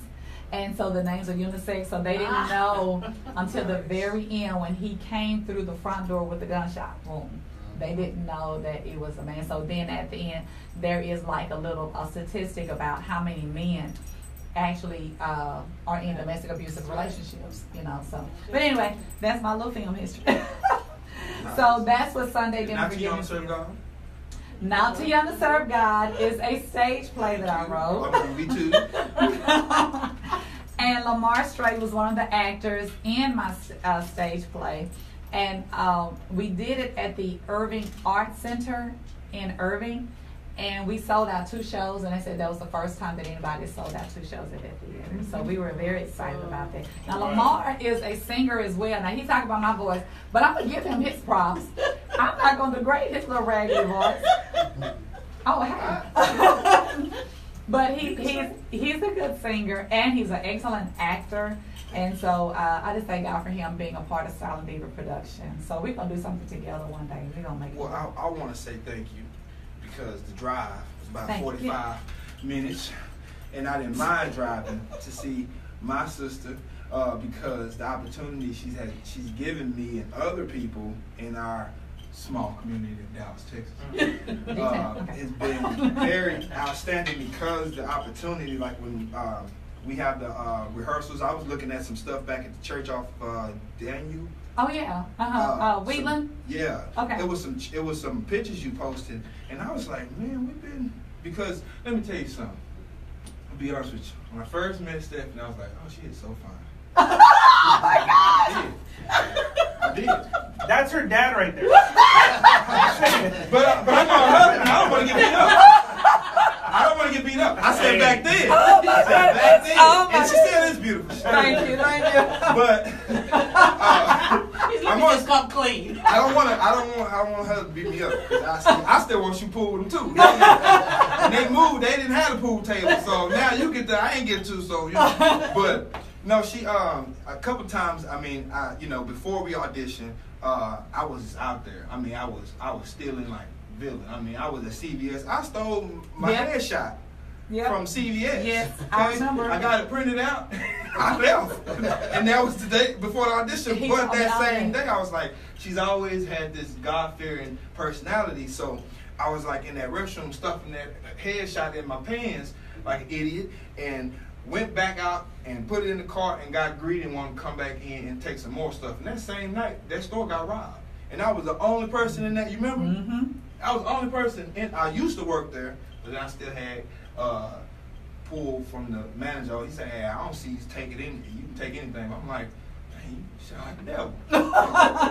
I know when you walk out the door, God still know what you're doing. And you might not got caught, but you still know because your conscience still know. That's right. And if you know better, you do better. So I'm sitting there like, I meet this beautiful director, and she gave me the opportunity, but I'm still in my headshots. So she said something, and I forgot what it was that they at the what's name, and you just make it kind of like calm my whole stealing demon down, because you can have a stealing demon. Right. You can have that spirit to say, they ain't seen it, I'll take it. And you said it, and from that point on, I was just like, because it was already like, fool, you just stole this paper, you could have left. Your car got it was stranded there because when they robbed the store, they took your keys, they took all that stuff. And I'm like, for an audition? Just imagine if it was for something else. So when it was something you told me that it came down on me, but it was one of those things I was like, man, you make me feel so, you was actually telling me how good of a person I am, but then you gave me some knowledge like you always do. And I'm like the other day when you and your husband talking to me about the situation, and your husband coming at me too, because it's like family, you know what I'm saying? Like, I don't call her to tell her everything because I know she gonna fuss. Yes. If you don't got a no man, you gotta have a no man, right? You can't have a yes man. All the time. A yes man gonna be the one that's not gonna answer that phone. Right. You know, but a no man, y'all answer that phone, and first, you know, you drilled me. So it just takes me, and I take what you did with me, as well as everyone else that's instilled good greatness, and I put it in this little boy, because I feel like I could have got caught, or I could have got shot that night over an audition, and I never would have had that. And I always wanted to tell you that. I said I could have went to jail, I could have got shot. You know, I was on the ground, you know, all over a headshot to come and audition because I really wanted to come audition just to see you. Right. I didn't know what she was doing. I just saw the bitch. I said, dang, she fine. Okay, I'm gonna go finish. You know, but then when you start talking about me and you started giving me that insight of knowledge, I was just like, dang, I feel bad. She don't even know the type of brother I was. You know what I'm saying? When you set up, you set up. Nothing is happenstance. Nothing by That's right. coincidence. That's You're right. in charge of it all. Of course, and I take that. I don't take it for granted like I used to. I take it for granted like, oh, you ain't gonna catch. Nah, it's so many stories I could tell you, and I'm not gonna waste no more time on that. But it was so many times where she said something to me and it stuck with me. She know you probably one of the few out of the 6 people. If I get that Grammy, when I get that Grammy, I'm gonna have to thank you because there's so many different things she's instilled in me as a person. And that motherly instincts, like Will, when you said Will did that, I'm like, Will did that? Yeah, I'm proud of Will because you got an Austin in New York. He just left me and went to New York. She's supposed to, because I got some friends that still ain't left their room. And I love them. That is not, but it's for real though. I know a 33-year-old that stay in his, and I hate to say it, sir, I'm gonna call your name now, but and he still play the Sega Genesis and the Nintendos, and I'm like, bro, you 34. But you know, with you saying that, you know, I honor God for what He gives me to give to other people. Because I always say, Lord, let me be a blessing. Let word my mouth. Every time somebody starts talking to me about a situation, while they're talking to me, I'm saying, God, give me the words to say. Give me the words to say. So He always give me the right words to say. But I want to kick a shout out to my mom who raised me and my dad. So when I say dad, I'm talking about 2 dads, Leon and my dad that raised me. Because all of the things that I've done and all of the things that I'm going to do that God has given me is because I had parents that raised me to be the best that I could possibly be. Even though we probably didn't have a whole lot of everything we wanted all the time. My mother, first of all, raised me in church. That was the number one thing. Now, my dad used to tell me something that was so funny. He always said, have dirt on your enemy. He said, people that don't like you always have some dirt on them. And I always find myself, oh, you don't like me? Oh, let's see what I can find out about you. Man. But he did. Hey, Dad. He did that. He's gone. He's gone. He's deceased. But my dad, he died when I was 14. But my mom, she was so into me just being nice, neat, pretty all the time, very concerned about me, how I go out, don't go out just looking any kind of way. I mean, up until I was in high school, I had to show my mother almost every single day what I was going to wear to school. Nice. I had to do that. Oh, no, you're not wearing that. Oh, okay, you can wear that. I'm like, why? She wanted to make sure I didn't go to school just looking, I guess, any kind of way. Now, I wasn't going to wear anything that was going to be revealing, but everything had to match. I mean, back then, I graduated school in 86. I don't know if you were born in. But 84. Okay. So I was 2. Okay. But that's when we had the colored stockings, you know, the green, red, turquoise. My stockings were matching. My earrings were matching. I did not wear pants in school. I did not wear tennis shoes. I did not wear jeans. Wow. I dressed up every single day. I wore glasses. Well, my glasses were a little larger. I got they were a little bigger. I got that one. But I'm saying that to say, whether you're a mother or a father, it is so important to I am a stickler about this. The way we present ourselves in public. The way we go out of the house looking. girls with these ponytails that's sticking all up to here, and they just uncombed, or too tight clothing, or the boys sagging, One size fit most, not all. Some sizes don't need to just. Some of the women like to wear their hair like that though. Some of the women like the frizzy because that's what attracts the men when they work at the restaurants. That is a true statement. If you look at a lot of like lighter skinned women and their hair is frizzy, can't say all of what they look like, but they look like they just got finished doing some adult things. And that is because I work in the service industry. So are they attracting men or are they attracting grown boys? Both, because some grown men fall into it. because But okay, it's like this thing right here. Yeah. Would they take them home to meet mama? Of course not. Okay. So it is important for us to teach our girls. That's why I was like when Jerry was saying earlier, we have to teach our boys and girls to know their worth. A lot of these kids don't know their worth. They don't respect themselves, so therefore they don't allow others to respect them. I was at my son's school. I'll never forget this. I was at my son's school, and I don't have a problem approaching people sometimes, and I always ask God, again, Lord, give me the right words to say. So I was leaving my son's school, and this boy was sitting on the rail. He had his legs open, and she was between his legs. Now I'm walking up. Now I think when I was that age, if I was doing something like that, if an adult walked up, I think I probably would have stepped away from the boy. But she didn't. She was all up. And so I'm walking past, and I stopped, and I said, "Come here, sweetie." I said, "Why are you standing out between that boy's legs like that?" He wouldn't let me go. You know how she does. He wouldn't let me go. And I said, "Well, do you know how to walk away?" I said, "Do you know how to walk away?" I said, "Do you know how disrespectful that is to you to be in between his legs like that?" First of all, y'all the only two kids out here. Everybody else in school. What you doing out here? Right. Already. Yes, ma'am. You right. So she got her stuff. She went on in class. But I don't know how many other people walked past them and saw that and didn't say anything. See, I'm sorry, but I love kids. So I want y'all to be the best that you could possibly be. I don't mind telling a boy, "Come here, sweetie, come here. Why am I looking at your underwear?" "Oh, yes, ma'am, I'm sorry. Sometimes they just really want somebody to correct them because there's nobody correcting them. So they just do whatever. But some of them really value somebody. Now, if they come to me and they say, "Yes, ma'am," I know you've been brought up right. a little right. Some of them know better. Some of them know better. Because I saw two boys walking down the street, and I stopped my car, and I said, "Pull your pants up." And then one of them, he said, "Ma'am, I'm sorry. I just did it because he did it. Ma'am, he still don't have his pants up." You know, he's telling each other. And I say, "Now, I know your moms don't like that, do they?" No, ma'am, my mama don't like that. But see, I see them. I work across the street from the school. As soon as that bell ring, they take them shirt out them pants and pull them pants down. Oh, over Reed. At Reed. Baby, pull your breeches back up. I don't want to see your underwear. But I think, we have to use wisdom because, everybody not nice. Somebody may come up camping one day. But I think we have to, and I'm going to say based on what I've experienced, I'm not saying this is true in all cases, based on what I'm experiencing, I see women do it more than men, the correction.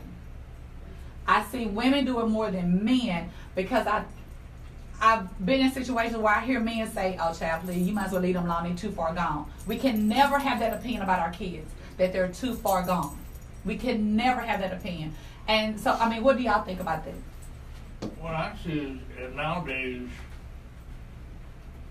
with the younger generation, that the baggy pants and the hairstyles of everything that we don't look at as being presentable, it's kind of hard to try to correct the teenagers nowadays or make suggestions to them without them getting violent. Mm-hmm. And so much violence that's prohibiting people who see those things that would like to go and say something or address the situation, but they're afraid for their safety.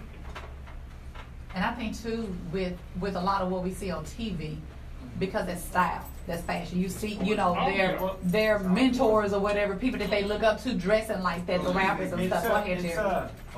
steal this again. I think it's generational. I think it's let's go to about 2 generations back, where you had more of a collective. At least I'm going to assume in the African American community, same way in the Latino community, it was collective. Mm-hmm. You could have a family friend that would tell you, pull your britches up. Right. Or even discipline you at some Mm-hmm. point. In front in front of your mom, in front of your dad, because it was about teaching respect and teaching the value and how respect for authority and so on and so forth. And I think combined with what she just said with perception of media and the media just throwing all this at our kids and Right. everything, little by little, you're losing a little bit of that every time that The when reality you as shows. someone that's Mm-hmm. older, you tell them something. I'm just transitioning now into old man because I'm in that mid range. I'm 39, so it's like I'm in that mid. Okay, I'm not cool anymore. I don't think I ever was, but now I really know I'm not. And then and you see the kids now and how they talk to you, how they talk to others, and you see, and then the first thing I think of is, man, did their parents not teach them? Right.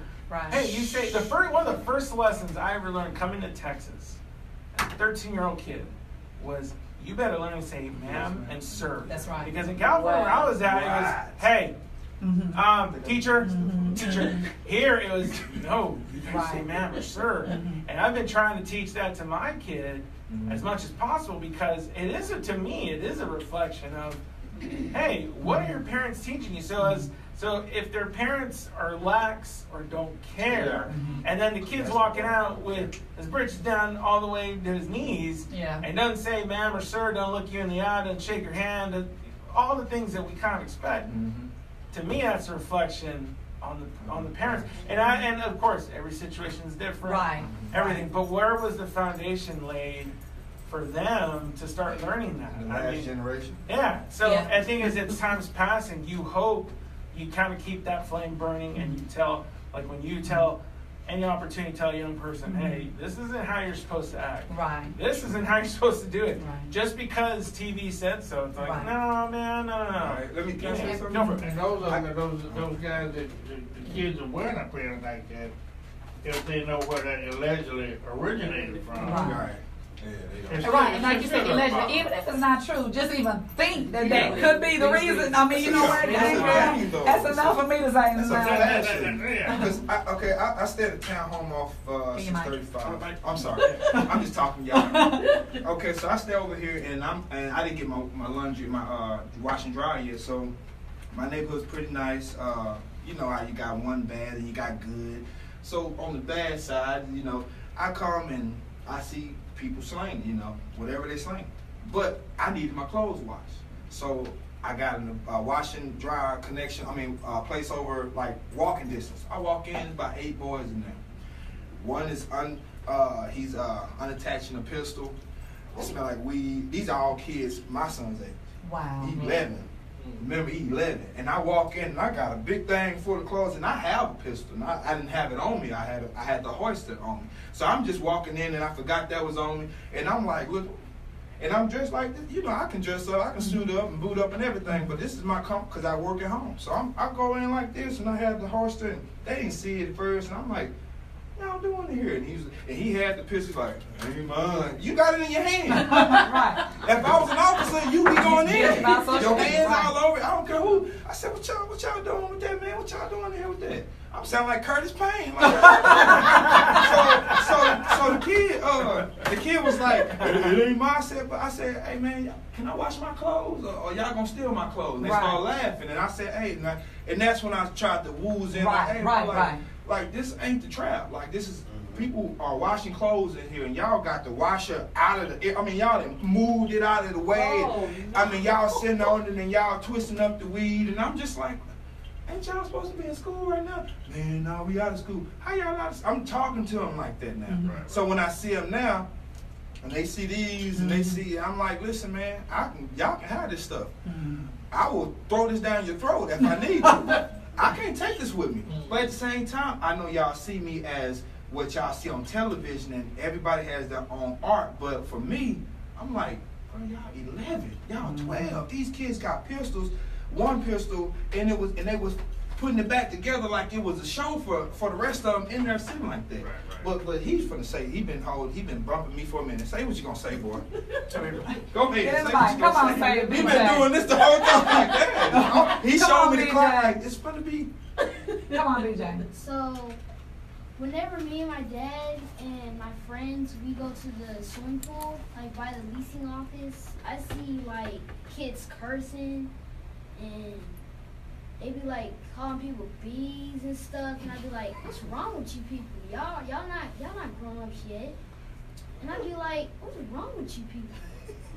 So I be like, y'all need to just stop, cause y'all not grown ups yet. They be acting like they grown ups, but they not.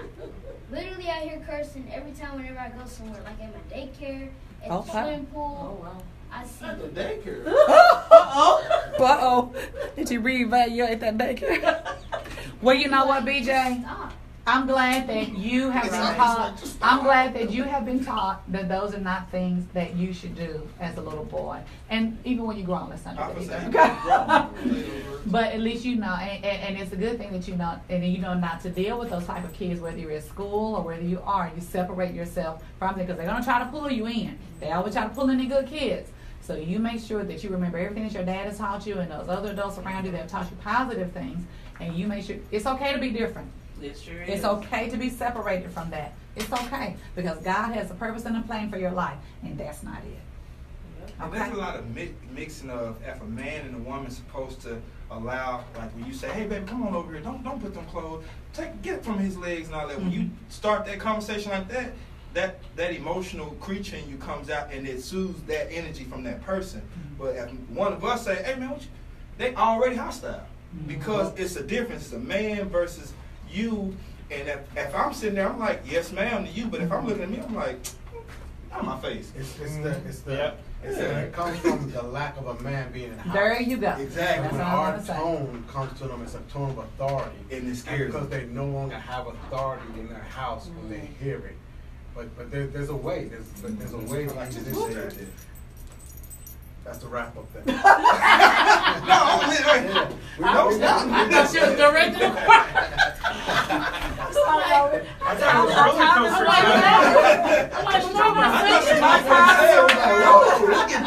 I was watching the time because I do want my text message of the day before. So Yes, that's what we got to do. He knows what's going on. Everybody, I'm so sorry we're out of time, but we have got to do that text message of the day. But I want to say thank you to Lamar Strait. Yes. Thank you to BJ. Thank you to Jerry Rojas. Thank you to Howard Bills. Thank you to my dad for being guest on the show today. But I got to do this really, really quick.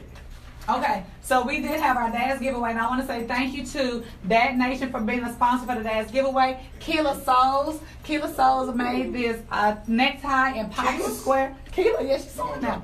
Oh, Jesus, what happened back here? Okay, see the top? Okay, here you go. Okay, so, and also to Olive Garden, who's sponsoring us today, and also to Styling Diva Productions. These are some of the gifts that our fathers will win. But let me read this real quick. I would love to nominate my dad. He has been the best dad to my siblings and I. He is a selfless man with a big heart. He helped his mom raise 11 brothers and sisters after his dad had abandoned them at such a young age. He dropped out of school to work so that he could help his mom. Even through his traumatic past, he is still a loving person who is very humble. I'm glad to call him Dad. Now, she called him Dad, but she didn't say his name. So I'm waiting on her email. So Edith Vargas, congratulations to your dad. And then also, my dad is always trying to make my life magical for me. I would love him to win. I would love for him to win a piece of the joy he brings to me each and every day. Although he has gone through several hardships as an immigrant from Cuba, he has shown me that through passion, education, and perseverance, anything is possible. I have learned from him to treasure more than the memories we make instead of the materialistic things that we buy along the way. I've always wanted to go see the Grand Canyon, and last summer my dad decided to take me on a road trip there, all the way from Florida. I remember we had spent the entire day admiring all the beautiful scenery, and the sun was about to set, so the atmosphere was all golden yellow. Suddenly it started raining, and we had to run to catch the last bus of the day for about 5 minutes. I spent the entire time laughing and running with my dad trying to catch the bus, but it felt very dreamlike, and I even noticed a rainbow cast in the sky once we got on the bus, all drenched in rain weather. I'll never forget it. So this is Melissa Torres. And again, she didn't say her father's name either. But these are the 2 winners of the Father's Day giveaway. So I'm waiting on their emails. And now it's time for God's text message of the day. Okay, so since we're talking about dads and this is Father's Day weekend, I found this scripture in Proverbs 23:4. And it says, the father of the righteous shall greatly rejoice, and he that begetteth a wise child shall have joy of him. So in other words, we should, he said, he that begetteth a wise child. So that means a wise child that wants to learn. We need to always have a desire to learn, to do better. And that can come from a father. All right? Yay! God's text message of the day, Proverbs 23:4. We want to thank our ultimate Father, our Lord and Savior Jesus Christ, our God, who is the sustainer of us all and provides for us all. He is our source. So we want to say Happy Father's Day, God. Woo, we love you. And I want to say Happy Father's Day to all of the fathers out there. Single dads, husbands, whoever you are. And like I said, if you get that sock, if you get a sock, if you get a necktie, add it to the collection. We know dads get the short end of the stick all the time. But we love our dads. I love you, Dad. I love you, Leon. And so, and Happy Father's Day to my husband, because he has 3 boys that he raised. He has 3 boys. And so I want to say Happy Father's Day to my husband. But thank you all so much for being a part of the Inspirational Diva show today. I pray that you all have a happy Father's Day. And to all the listeners, remember that I love you, Jesus loves you, and there ain't a thing you can do about that. Until next time, God bless you, and I love you. Bye-bye. Can you do that last part again? So I can record it? Which one? Your saying that you always do. Jesus love you and I love you. Anything you can do like that? Sure. Because I'm going to send you a commercial up later on today. Good to me. Oh. Bye. Hold on. Bye, everybody. Thanks for tuning into the Inspirational Diva show. I'm sorry that my voice is going out. Love y'all. Happy Father's Day.